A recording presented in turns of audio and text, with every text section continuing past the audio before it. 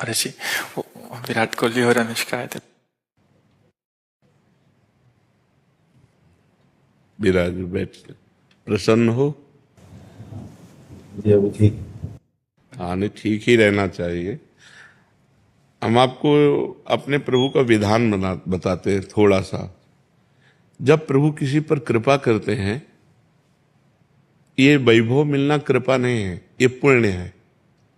पुण्य से एक घोर पापी को भी बहुत देखो, पाप करके भी उनका कोई पुण्य है जिससे वो सुकृत पूर्व के सुकृतवश चल रहे हैं, नया पाप है। ये वैभव बढ़ना या यश बढ़ना ये भगवान की कृपा नहीं मानी जाती।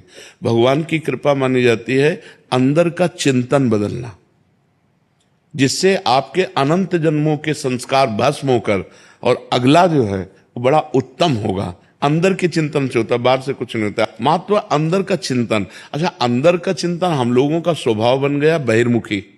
बहिर्मुखी मतलब बाहर, बाहर यश कीर्ति लाभ विजय, इससे हमको सुख मिलता है। अंदर से कोई मतलब नहीं रखता कोई विरला ही अंदर से।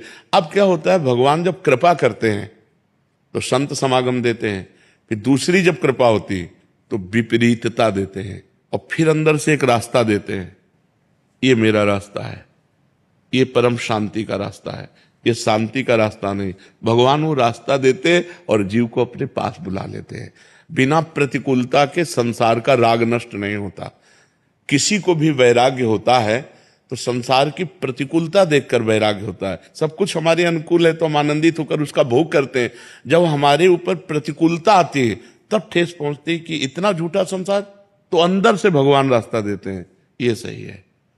भगवान बिना प्रतिकूलता के इस संसार को छुड़ाने का कोई भी औषधि नहीं रखी। आज तक जितने बड़े महापुरुष हुए हैं, जिनका जीवन बदला है, उनको प्रतिकूलता का दर्शन करके बदला है। तो कभी प्रतिकूलता आए तो उस समय आनंदित हो कि मेरे ऊपर अब भगवान की कृपा हो रही है, कि मुझे सतमार्ग में चलने की प्रेरणा मिल रही है। अगर सतमार्ग छूटा हो, ये सब तो एक सेकंड के लिए आप विचार कीजिए। अब अपना सुधार कर लो, अपने जीवन को सत्य में ले आओ, तो अगला जो होगा वो बहुत जोर का होगा। चाहे जन्म हो तो श्रीवान कुलवान धनवान वैभव संपन्न ऐसे, और भक्ति की अनुकूलता, भक्ति की अनुकूलता।